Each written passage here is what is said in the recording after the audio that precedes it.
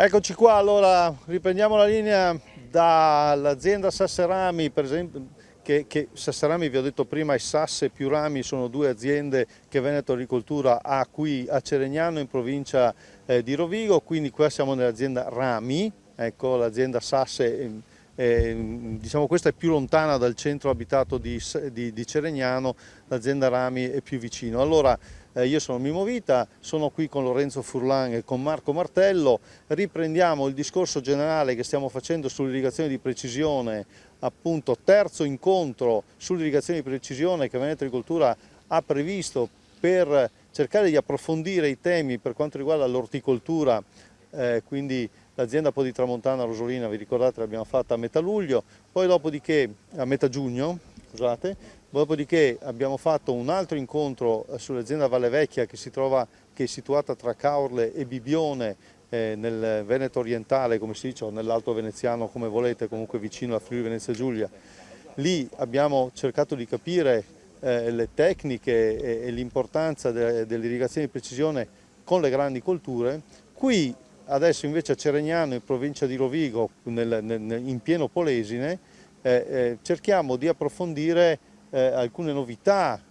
Siamo in area grandi colture anche qui, per carità, vedete dietro di me c'è soia.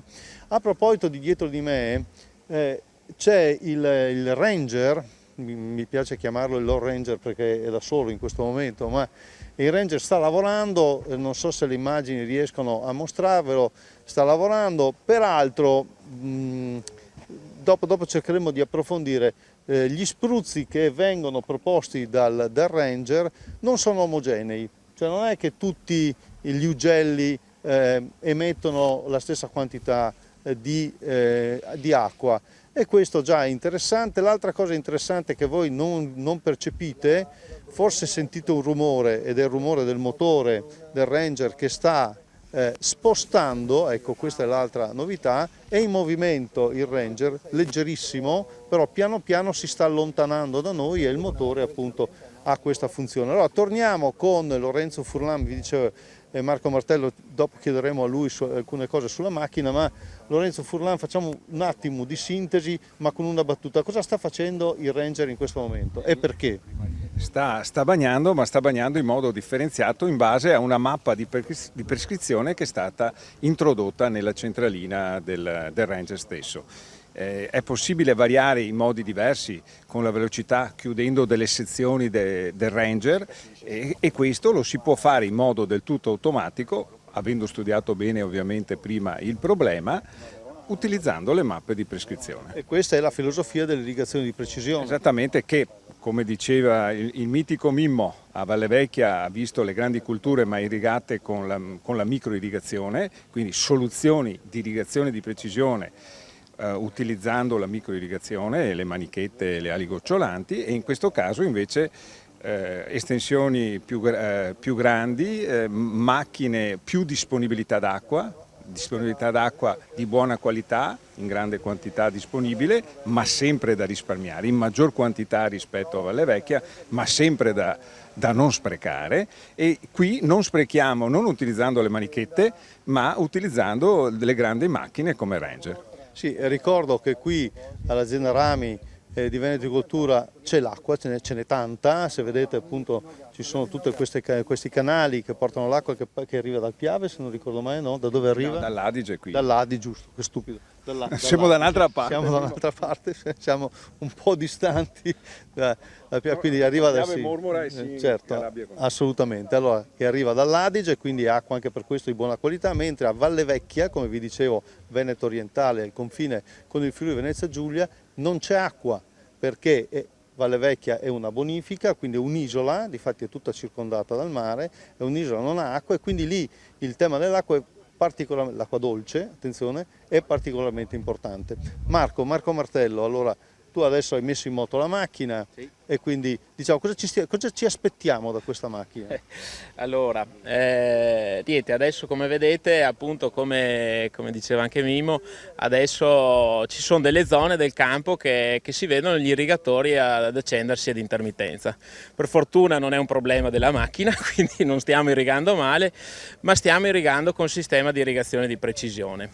La macchina praticamente è stata, se vedete appunto sopra la macchina ci sono una serie di valvole, ogni irrigatore ha una valvola e sono settorizzate, quindi diciamo a seconda di quello che sono gli appezzamenti qui dietro sono stati fatti dei settori.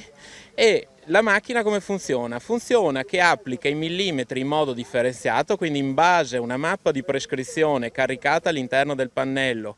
Ci sono delle zone dove la quantità dei volumi irrigui devono essere inferiori, delle zone in cui devono essere superiori, e lei funziona nel principio del on-off. Cioè cosa succede? Quando diciamo il settore irriguo si ritrova al di sopra di una zona omogenea in cui viene indicata un'irrigazione differenziata, lui cosa fa? Inizia ad aprire e chiudere gli ugelli proprio per cambiare i volumi irrigui. Il sistema fondamentalmente funziona che al pannello si impostano gli millimetri massimi di irrigazione, per esempio 30 millimetri. Nelle zone in cui darà per esempio 15 mm cosa farà? In un ciclo, perché funziona a cicli di un minuto, 30 secondi rimarrà aperto, 30 secondi rimarrà chiuso. Ma la domanda è, ci vuole la laurea in informatica per gestire questa macchina? Ma allora, per gestire questo tipo di macchine da parte dell'azienda che l'ha installata ci vogliono dei tecnici specializzati, diciamo, e competenti, diciamo, nella parte elettrica, non ci vuole nessuna laurea, però ci vuole della gente in gamba. Per quanto riguarda l'azienda agricola, una volta impostato, è sufficiente avere quelle minimo di conoscenze informatiche oppure un agronomo di riferimento che è in grado di caricare delle mappe di prescrizione. Possono essere caricate o con il computer, con un cavetto e un programma apposito in cui si carica proprio la prescrizione, oppure si può fare anche dal telecontrollo. Ecco, l'elemento fondamentale, come tutti i sistemi di agricoltura di precisione, è il GPS. Adesso siamo un po' lontani, ma se vedete dove c'è quel faretto che si accende e si spegne, lì vicino c'è un funghetto bianco, quello è il GPS. Quindi la macchina sa sempre dove si trova, conosce la posizione degli irrigatori e quindi sa che in quel momento lì è in tal posizione e dovrà comportarsi in un certo modo, ed è per questo che li vedete accendersi e spegnersi. Tra poco vi lascio, nel senso che arriva Lorenzo Benvenuti, che è molto più bravo di me da un punto di vista tecnico e forse anche per tante altre cose, e quindi gli lascio la parola, lui ha degli ospiti interessanti. Ma un'ultima domanda a Lorenzo la voglio fare così quasi da profano, però mi sembra bella questa soia. Sì, perché è rigata con precisione, nel modo giusto, nei tempi giusti, e quindi ha un buono stato di vegetazione adesso. E da un punto di vista dell'uso dei fitofarmaci? Ovviamente noi applichiamo la difesa integrata nel modo più tecnico e avanzato oggi possibile, e quindi facciamo solo gli interventi che sono necessari nella soia e anche nel mais qui di fronte. Prego. No, adesso per esempio c'è la decisione sulla piralide, i trattamenti contro la piralide li facciamo solo dopo aver accertato nel momento giusto che ci dà il modello previsionale il livello della popolazione, e qualora individuiamo popolazioni sopra la soglia di danno interveniamo principalmente con alternative non chimiche. Per esempio abbiamo una sperimentazione in questa azienda con il Bacillus thuringiensis per sostituire i trattamenti chimici. E questa è filosofia in tutte le aziende sperimentali pilota di Veneto Agricoltura? È un dovere generale, l'applicazione di principi della difesa integrata è obbligatorio già dal gennaio 2014. A maggior ragione noi dobbiamo farlo e dare anche informazioni sempre nuove, sempre più precise, per applicarla in modo economico e facile per tutte le aziende ordinarie. Bene, grazie. Allora io mi fermo qui, vieni pure Lorenzo, lasciamo proprio il campo, la telecamera a Lorenzo Benvenuti e ai suoi ospiti. Bene, allora un'ultima domanda però a Marco prima di lasciarlo andare, ma spieghiamo come si muove la macchina. Ok, allora la macchina appunto come dicevamo prima è elettrica. ha un sistema, diciamo, di comunicazione tra quello che è il carro e quella che è l'ultima campata, quindi diciamo in qualche modo comunicano con un sistema poi elettromeccanico, quindi un sistema a camme in cui l'ultima campata riceve un segnale di avanzamento, la seconda di conseguenza parte e poi il carro, quindi diciamo è un movimento armonioso, diciamo, di elettromeccanico tra le varie campate. Questo è il suo avanzamento. Ma non avviene contemporaneamente su tutti, diciamo, gli assi? No, no, ogni campata ha un suo avanzamento e poi parte la successiva e quindi ogni campata ha il suo movimento. È chiaro che il meccanismo deve mantenere quello che si chiama allineamento, cioè deve mantenere l'allineamento, quindi parte una, poi pian piano parte l'altra, poi riparte una, quindi ha un movimento, appunto, ripeto, armonioso, mantenendo sempre quello che è l'allineamento, quindi non uscendo mai di un grado in più rispetto a quello che è il suo avanzamento, perché sennò andrebbe in che può succedere per esempio se si buca una gomma. Quando si buca una gomma, la campata che dovrebbe avanzare rimane ferma, l'altra andrà avanti, si crea un angolo, diciamo, eccessivo, si apre un contatto praticamente e la macchina appunto si ferma per sicurezza, chiaramente. Quindi diciamo il meccanismo di avanzamento è... La posizione però è sempre data dal GPS, quindi io attraverso il GPS che è installato appunto sopra il carro so sempre a che metro si trova, perché noi poi sono coordinate locali, quindi si parla di metri di avanzamento o di angolo di rotazione nei pivot. Perfetto, grazie, ma appunto era una cosa che sembrava forse banale, ma non lo era. Adesso chiedo al professor Francesco Morari se viene qui a fare due chiacchiere con me, grazie, grazie Francesco. Ecco, siamo insomma con questo bellissimo pivot che sta funzionando in ratio variabile. Ovviamente per farlo funzionare ci vuole una mappa di prescrizione, ma prima tu accennavi nella tua breve lezione, purtroppo troppo breve, diciamo, a nuove frontiere, quelle che possono essere mappe di prescrizione dinamiche.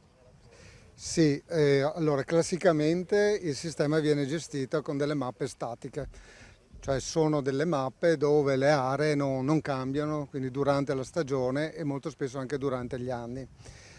Adesso si è capito, come dicevo prima, durante la mia breve lezione, che secondo me è stata sufficientemente lunga, che l'acqua è un fattore fortemente variabile, perché c'è una variabilità di tipo temporale che poi va a interagire con la variabilità di tipo spaziale.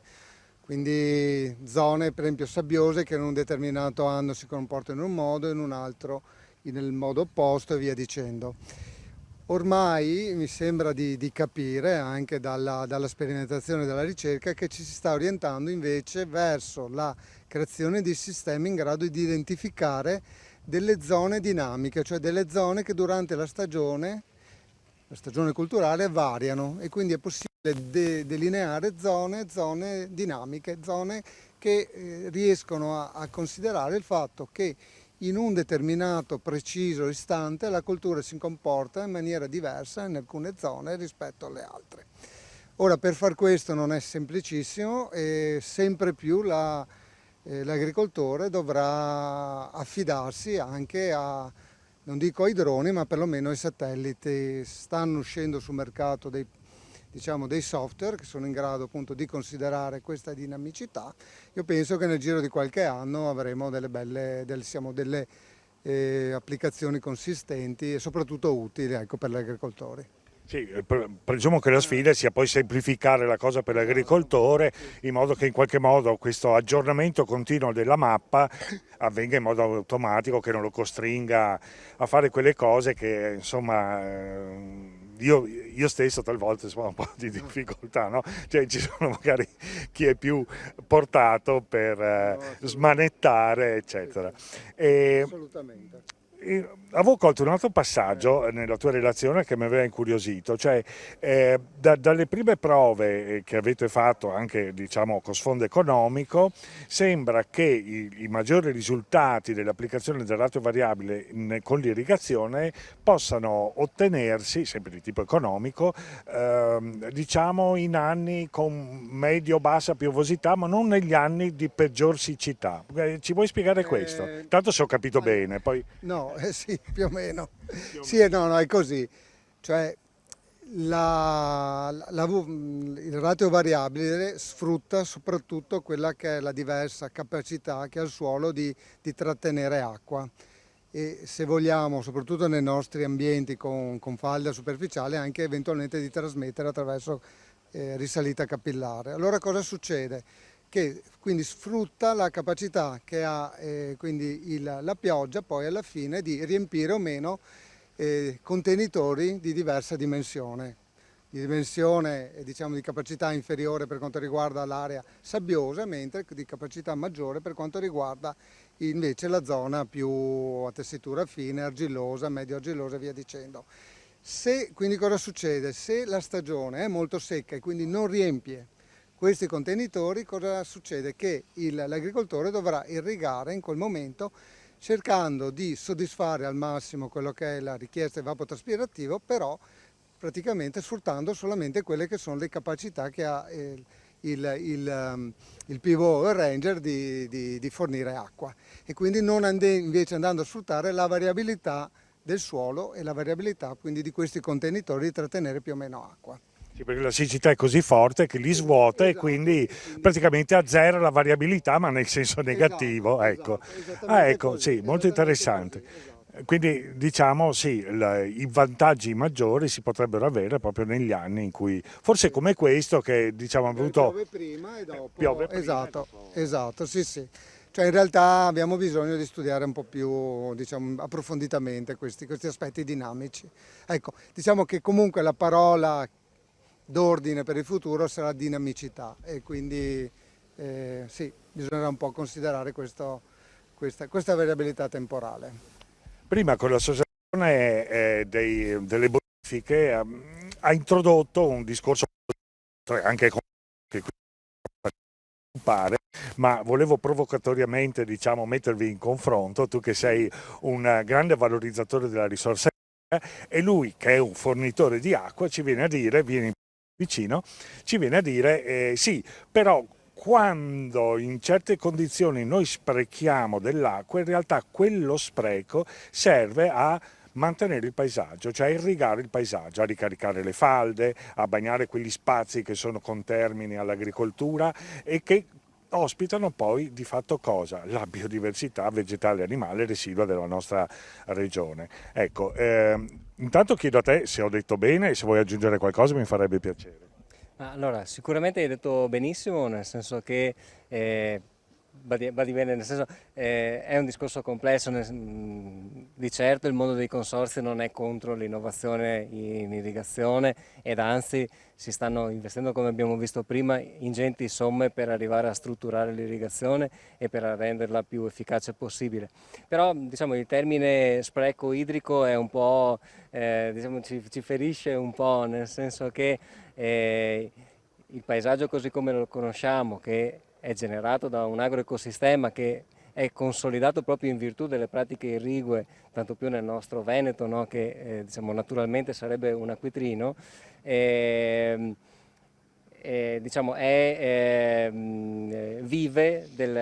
questo territorio vive dell'irrigazione e quindi dobbiamo ben discernere questa materia che rischia di essere veramente complessa se gestita a compartimenti stagni. L'agroecosistema, ecco, dicevamo prima, insomma, ci sono numerosi servizi ecosistemici che si reggono sulla presenza d'acqua e in più teniamo conto di una cosa, che l'infrastruttura irrigua è anche un'infrastruttura che ha delle rigidità, nel senso non è che risparmiando un metro cubo d'acqua alla pianta vuol dire che possiamo toglierlo da questo canale, nel senso che per portare l'acqua qui è un sistema molto ampio e molto complesso che si muove e quindi comunque una presenza d'acqua sul territorio, se vogliamo l'irrigazione così come ne abbiamo bisogno, è ineliminabile. E dobbiamo pensare ad un sistema complesso e non semplicemente ad un tubo, ad un sostituto, diciamo così, del tubo e del rubinetto come siamo abituati ad averlo a casa. Ecco, l'irrigazione non è aprire un rubinetto e consegnarla alla strumentazione, all'innovazione tecnologica che avete fatto vedere oggi. E per fortuna da un certo punto di vista, perché Facendo così si sostengono e si generano degli ecosistemi che sono importantissimi per la qualità della vita, non solo per il paesaggio ma per la qualità della vita anche nei centri urbani, perché i nostri canali di irrigazione attraversano anche i centri urbani. Qui siamo tra l'altro sull'Adige, però ecco, spendiamo una parola a favore dell'innovazione. No? Qui siamo sull'Adige. L'Adige è una grande risorsa d'acqua multifunzionale, non ultima anche per l'acqua potabile, quindi giustamente dobbiamo garantire il rispetto di determinati livelli nel fiume, perché poi c'è una molteplicità di usi che devono essere tutelati e che hanno un'importanza enorme per le popolazioni che vivono nel territorio. Grazie, molto interessante, sì, lo sapevamo, un compito arduo il vostro, quello di appunto riuscire a soddisfare tutte le esigenze che ruotano intorno all'acqua, l'acqua è vita e da lì partiamo. Per fortuna siamo in una regione che fino adesso di acqua ne ha, oggi ci hanno stato dei dati anche interessanti, forse dobbiamo imparare a gestire meglio il territorio nel suo insieme, tenendo conto anche di questi aspetti. E come li vedi questi aspetti, diciamo, ecosistemici di ampio respiro all'intorno dell'azienda agricola, fuori dall'azienda agricola? Domanda difficile. Ti ringrazio per la domanda, Lorenzo. No, io capisco il loro punto di vista, ovviamente. Io però vorrei a questo punto rilanciare, perché per esempio in uno studio condotto in passato presso il Parco del Mincio, dove si fa ampio uso di acqua perché hanno impianti di irrigazione, scorrimento e via dicendo, abbiamo notato che sostanzialmente uno dei fattori che contribuiva ad aumentare l'inquinamento, quindi da nitrati delle acque, era proprio l'irrigazione, cioè il fatto che l'efficienza irrigua fosse molto molto bassa. Insomma, lo sappiamo come funzionano questi sistemi e via dicendo. Per cui la domanda che pongo, che rilancio a lui è quindi come lo gestiamo questo? Perché l'acqua è il principale carrier degli eventuali inquinanti che sono presenti, no, nella zona insatura del suolo, per cui se noi diciamo eccediamo questa capacità, alla fine li trasciniamo verso le falde. Per cui, Soprattutto i composti azotati che sono molto solubili. Tutti i xenobiotics in generale, per cui bisogna un po', diciamo, bilanciare questo sistema. Altro discorso è mantenere del flusso minimo vitale ovviamente dei fiumi e la domanda che rilancia al collega è come la vede lui poi con l'aumento che già vediamo in questi anni della competizione nell'uso della risorsa idrica, per cui ci verrà garantito sempre questo consumo, verrà garantito questo consumo all'agricoltore, non è che dobbiamo un po' prepararci anche a ottimizzare il sistema. Chiudo. Ecco, ha fatto lui la domanda. Scusami, Sì, ti ho rubato no, fantastico, anche perché avevo premesso, è un argomento difficile, è un argomento ampio, lui ha rilanciato molto bene, mi sto divertendo tanto, adesso sentiamo che cosa ci racconta il bonificatore. Ma se sapevo così non venivo, però no, dai, scherzo. No, in realtà la cosa bella è che la contrapposizione più che altro è un gioco, no? Nel senso non siamo su schieramenti contrapposti, è tutto vero quello che è stato detto, non è innegabile. È innegabile, diciamo, questa contrapposizione viene fuori sull'ampia scala, no? Io ho fatto un discorso di ampio respiro ed è evidente, cioè di scala regionale, ed è evidente che a livello locale si possono invece giocare partite molto diverse. Un'attrezzatura così giocata in un territorio come quello di oggi è importantissimo. È ovvio che ci sono contesti e contesti dove la ricarica della falda avviene proprio grazie a determinate pratiche irrigue, anche grazie a determinate pratiche irrigue, e dove l'irrigazione a scorrimento inefficace, inefficiente, sprecona, tra virgolette, no, nel gioco della contrapposizione che stiamo facendo, invece ha un ruolo determinante per la ricarica delle falde. E diciamo, la falda ha un valore in sé, poi è ovvio il carico dei nutrienti che finiscono in falda sono un tema notevole e va affrontato sicuramente. io dico con la collaborazione, nel senso a scala aziendale abbiamo queste tecnologie, a scala più ampia, più elevata, che è quella dei consorzi di bonifica, è ovvio che i ragionamenti possono essere fatti anche in una maniera diversa. L'infrastruttura, come dicevo, ha comunque delle rigidità. Sul discorso del deflusso ecologico è molto interessante la cosa, nel senso ci verranno sempre garantiti questi consumi o questi volumi assentiti, diciamo così, perché io la parola consumo sono un po' restio ad usarla. Per il ciclo dell'acqua, che per fortuna è un ciclo, non è come per i combustibili fossili dopo di fatto, quindi per fortuna l'acqua si rigenera, si cambia stato, ecco. Però diciamo che se l'acqua dolce va al mare poi è un po' difficile farla tornare indietro, no? Nel senso dobbiamo aspettare il ciclo molto lungo e quando queste precipitazioni ci sono, perché poi abbiamo visto insomma, che forse nel 2017 non saremmo stati così sereni nel discutere oggi, no? Probabilmente in questo periodo dell'anno staremmo discutendo di cose diverse ed anche in un anno fortunato come quello attuale il bacino del Po sono stato... Sì, hai dimostrato che ha delle difficoltà, quindi è veramente preoccupante questo, nel senso che è un anno in cui la percezione della neve, della pioggia caduta no, ci rendeva soddisfatti, invece tu ci porti questi dati che dicono che il Po, insomma... Sì, è in una sofferenza notevole con dei sottobacini veramente in stato di siccità pesante e questo diciamo, io vorrei puntare sulla complessità del sistema. Ovvio le domande erano molto specifiche, non le voglio eludere, però credo che il ragionamento vada fatto tutto insieme. Insomma. Esatto. Perché adesso stiamo effettivamente giocando. Però sì, sono problemi che tutta la comunità deve risolvere, anche noi come tecnici dobbiamo cercare comunque di fare dei passetti avanti.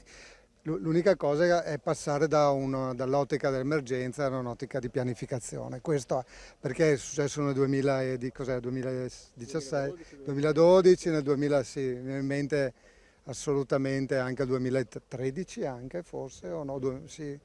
No, 2003 forse c'era stata la forte siccità, qualcosa, esatto, per cui allora lì l'agricoltura consuma e quindi la competizione dell'uso delle risorse e via dicendo. Ecco, bisognerebbe cercare di iniziare a pianificare.